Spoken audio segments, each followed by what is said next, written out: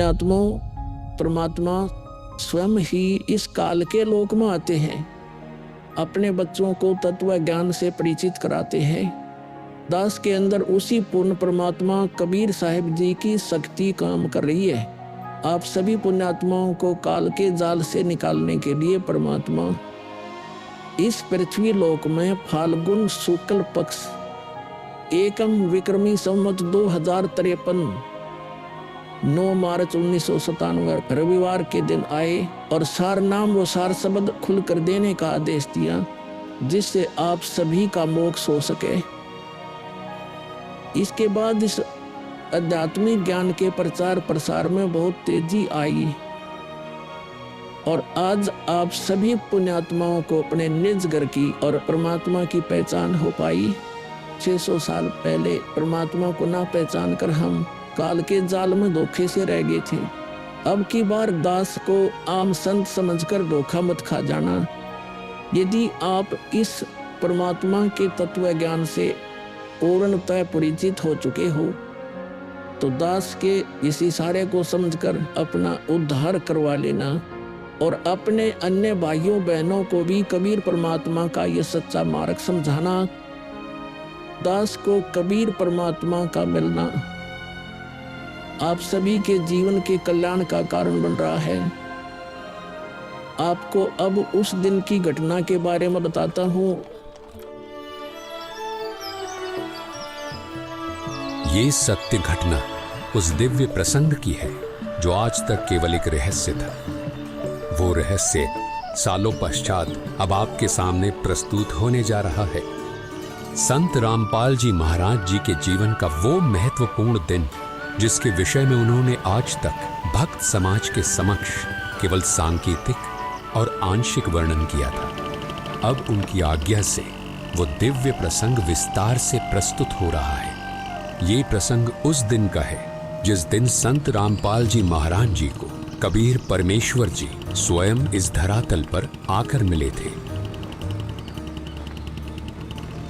हे गुरुदेव राम देवानंद जी महाराज, ना जाने आपने इस दास में क्या देखा कि आपने इस दास को इतनी बड़ी जिम्मेदारी दे दी।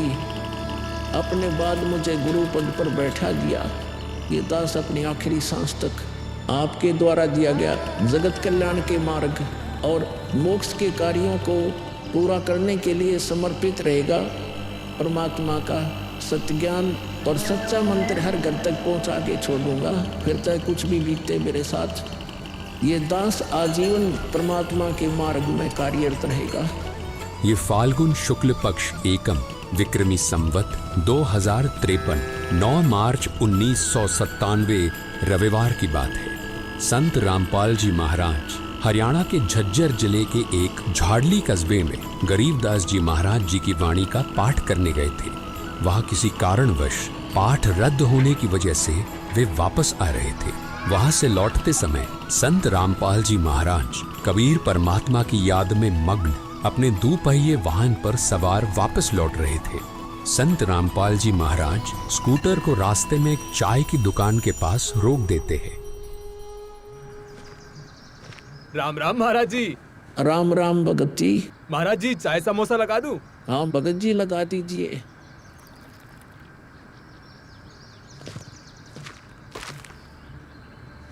इस बोले भगत को भी परमात्मा का तत्व ज्ञान समझाना चाहिए। भगत जी, कबीर परमात्मा की भक्ति करनी चाहिए। मनुष्य जीवन हमें सिर्फ इसीलिए मिलता है। मानुष जन्म दुर्लभ है ये नलन बोरे, जैसे तरवर से पत्ता टूट गिरे वो बोर न लगता डोरी।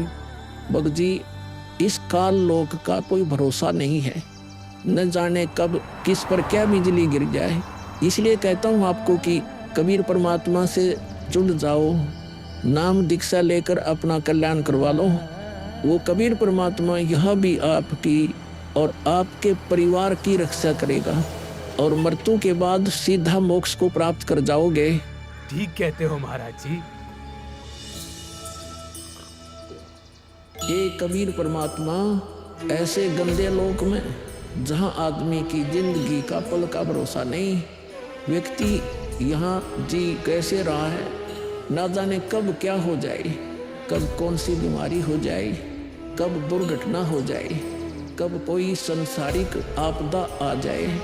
दाता, आपकी भक्ति के बिना यहाँ किसी को ना सुख मिल सकता है और न ही मोक्ष। ये बात ये बोले जीव कब समझेंगे? आखिर ये अज्ञान अंधेरा कब दूर होगा दाता? आप ही दया करेंगे कबीर परमेश्वर। ये बोले जीव तो अपना जीवन आपकी भक्ति के बिना व्यर्थ ही कर रहे हैं। चाय पीने के बाद संत रामपाल जी महाराज मातन हिल की तरफ निकल पड़ते हैं। बिन उपदेश अचंभ है, क्यों जीवत है प्राण, और भक्ति बिना काठोर है, ये नर नहीं पाषाण। आगे चलकर संत रामपाल जी महाराज स्कूटर को एक पुलिये के पास रोक देते हैं। इस पुलिये की खास बात ये थी कि संत रामपाल जी महाराज जी ने इस पुलिये को सिंचाई विभाग में जूनियर इंजीनियर रहते हुए स्वयं बनाया था।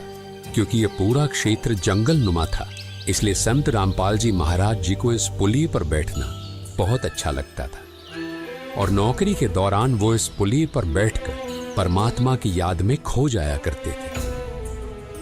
हे दयालु कबीर परमात्मा, आप जी हम नीचों के लिए 600 वर्ष पहले एक धानक रूप धारण कर इस गंदे लोक में 120 वर्ष तक रहे। आप जी को गर्म तेल के कढ़ाई में डाला गया, खूनी हाथी से मरवाने की कोशिश की गई, दरिया में डुबोकर मारने की कोशिश की गई। आप जी को बदनाम करने हेतु झूठी चिट्ठी डाली गई। आपके साथ कितने जुल्म ढाए गए, फिर भी हे दयालु कबीर परमात्मा, आपने क्या कुछ नहीं किया। अपनी सतलोक से बिछुड़ी आत्मा को अपनी शरण में लेने के लिए, इस तत्व ज्ञान को सब जीवों तक पहुंचाने के लिए।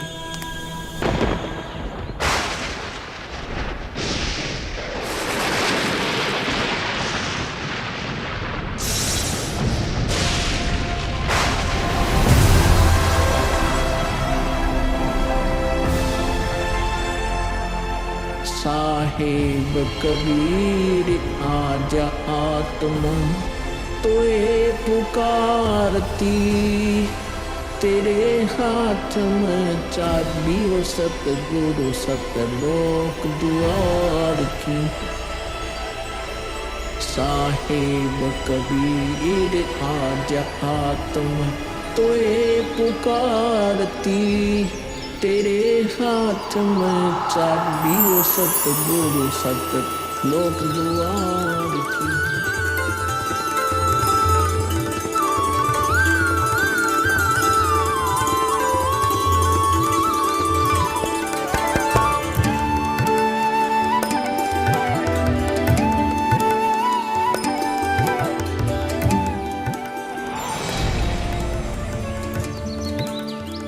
राम राम भगत जी।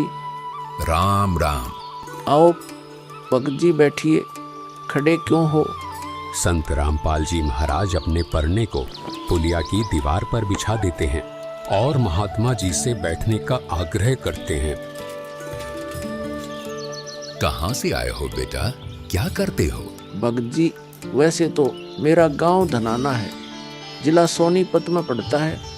अब एक छोटा सा मकान बनाकर रोहतक में रहता हूँ। जूनियर इंजीनियर था, लेकिन अब नौकरी छोड़ दी है। बेटा, तेरे धनाना और रोहतक वाले घर के बारे में तो मैं अच्छी तरह से जानता हूँ और यह भी जानता हूँ कि तेरे 2 पुत्र और 2 पुत्री हैं। मैं तो यह पूछ रहा था कि इस जन्म से पहले तेरा घर कहाँ था? अरे, इन महात्मा जी को मेरे बारे में इतना कैसे पता है? महात्मा जी, जन्म से पहले हम सतलोक में थे, वही हमारा घर था। लगता है ये भगत जी राधा स्वामी पंथ के अनुयायी हैं। इनको सत्य का ज्ञान कराना चाहिए। मेरे गुरुजी स्वामी रामदेवानंद जी हैं।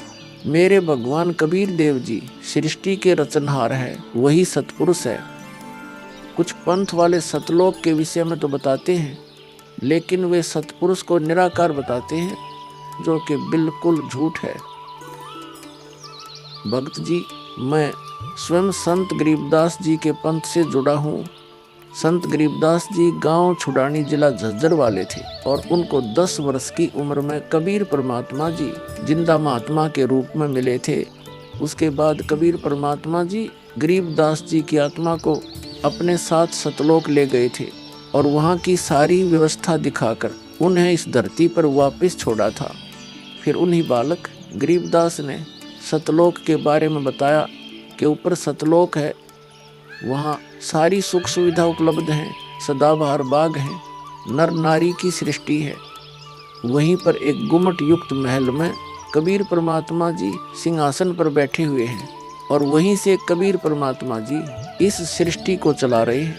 हम सब वहीं रहा करते थे, वही हमने जाना है। जो सतलोक में केवल प्रकाश ही प्रकाश बताते हैं उनका ज्ञान गलत है, वे मोक्ष प्राप्त नहीं कर सकते। भक्त जी उस बालक गरीबदास ने वाणियों के माध्यम से बताया है कि गरीब अनंत कोटि ब्रह्मांड का एक रति नहीं भार, सतगुरु पुरुष कबीर हैं कुल के सिरजनहार। कौन कबीर? हम सुल्तानी नानक तारे दादू को उपदेश दिया, जाति जुलाहा भेद नहीं पाया, काशी माहे कबीर हुआ। बहुत आनंदित करने वाली बातें करते हो, और बताओ कुछ।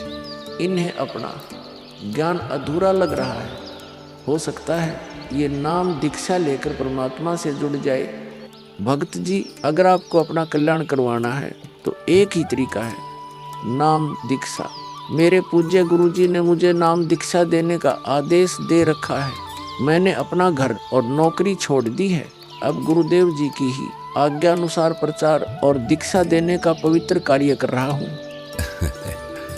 बेटा, क्या तुम्हारे गुरुजी ने तुम्हें सारनाम और सार शब्द देने का भी आदेश दिया है? इन्हें कैसे पता सारनाम सार शब्द के बारे में? गुरुदेव की आज्ञा थी कि अभी सारनाम को सार्वजनिक नहीं करना है। उन्होंने कहा था कि मुझे स्वयं परमेश्वर कबीर जी मिलेंगे और वही मुझे सारनाम को सार्वजनिक करने का सही समय बताएंगे। तब तक यह सारनाम केवल विशेष विश्वास पात्र अनुयायियों तक सीमित रखना है। बेटा रामपाल, मैं ही सत्य पुरुष कबीर हूँ। अब वह समय आ गया है सारनाम और सार शब्द प्रदान करने का। वह भक्त जी, मैंने आपको बता दिया कि कबीर परमेश्वर मुझसे मिलने आएंगे, तो आप स्वयं ही कबीर परमेश्वर बन बैठे। मैंने अपने गुरुजी से पूछा था कि हे गुरुदेव, मैं कैसे पहचानूंगा जो मुझे मिलेंगे कि वे कबीर भगवान हैं? गुरुजी स्वामी राम देवानंद जी बोले, यह विश्वास करवाना, वो पहचान करवाना उनका काम है। तभी तो मैं बता रहा हूँ, मैं ही सत्य पुरुष कबीर हूँ। कबीर परमेश्वर जी सबको जिंदा बाबा के वेश में मिले हैं, आप तो जिंदा बाबा वाले वेश में नहीं हो। जिंदा महात्मा तो मुसलमान साधु होते हैं। मुसलमान धर्म तो अभी 1500 साल पहले ही बना है। मेरा असली वेश तो यही है जिस रूप में मैं तुम्हारे सामने खड़ा हूँ। रामपाल, तुम मेरी परम हंस आत्मा हो। जगत कल्याण के लिए मैंने ही तुझे भेजा है। अब सही समय आ गया है सार नाम और सार शब्द देने का। मैं कभी सिर पर मुकुट, कभी पगड़ी, कभी टोपी धारण कर लेता हूँ। चारों युगों में आता हूँ। सतयुग में सत सुकृत नाम से, त्रेता युग में मुनींद्र नाम से, द्वापर युग में करुणामय नाम से और कलयुग में अपने वास्तविक नाम कबीर देव यानी कबीर नाम से आता हूँ और तेरे जैसी हंस आत्माओं से मिलकर उनका भ्रम दूर करता हूँ। लेकिन अगर तुझे केवल जिंदा महात्मा के रूप में विश्वास है तो मैं तुझे अपना वो रूप भी दिखा देता हूँ। ये देख।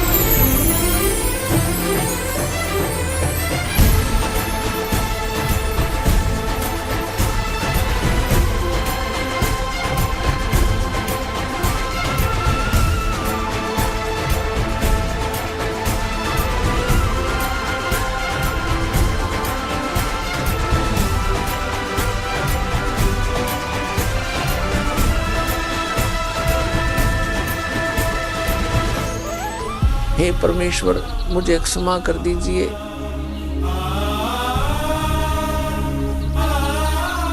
मुझसे अनजाने में गलती होगी।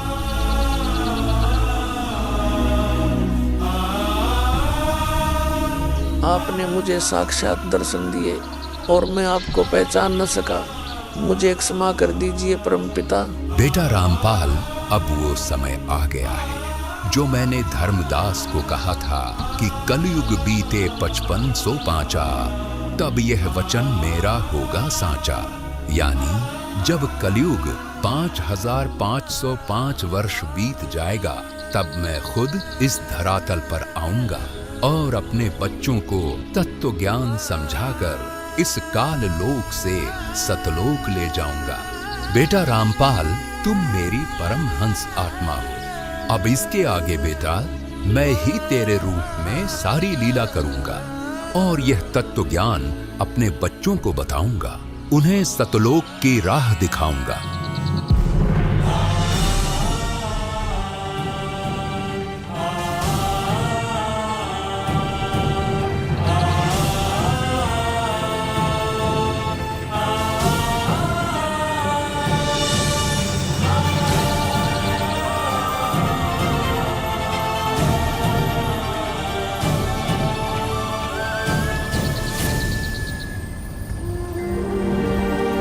इस प्रकार कबीर परमात्मा संत रामपाल जी महाराज जी को सह शरीर सतलोक भेज देते हैं और अपनी लीला को आगे बढ़ाते हैं।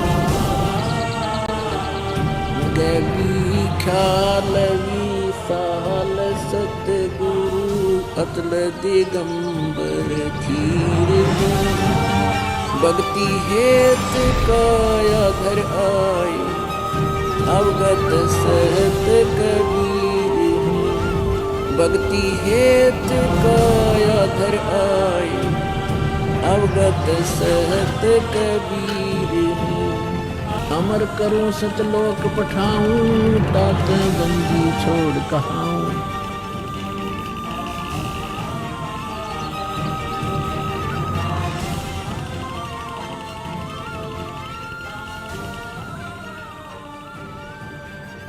इस प्रकार कबीर परमात्मा संत रामपाल जी महाराज जी को सह शरीर सतलोक भेज देते हैं और स्वयं सर्व सृष्टि रचनहार कबीर परमात्मा संत रामपाल जी महाराज जी के रूप में संपूर्ण संसार का उद्धार करने के उद्देश्य से इस पवित्र मिशन पर निकल पड़ते हैं।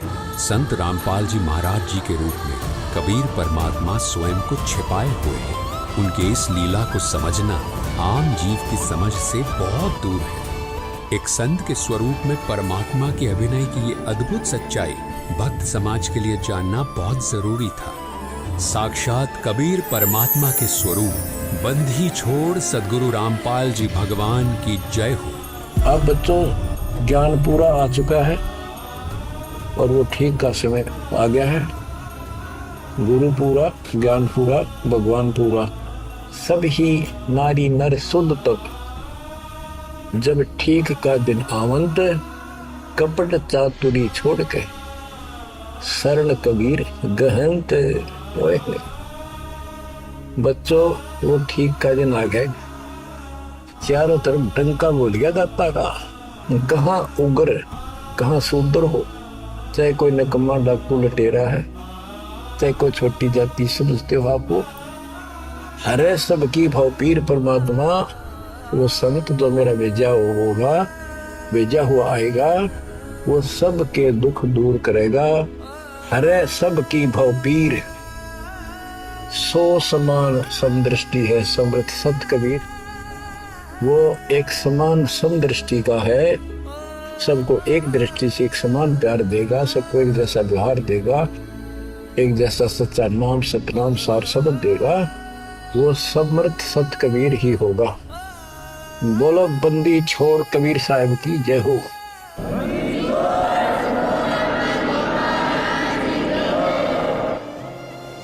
आपके मोक्ष के लिए परमात्मा ने कसर नहीं छोड़ रखी। जो भी संभव व्यवस्था है वो सारी कर दी है। बच्चों, तुम भी दया करियो, रहम करियो परम पिता पे।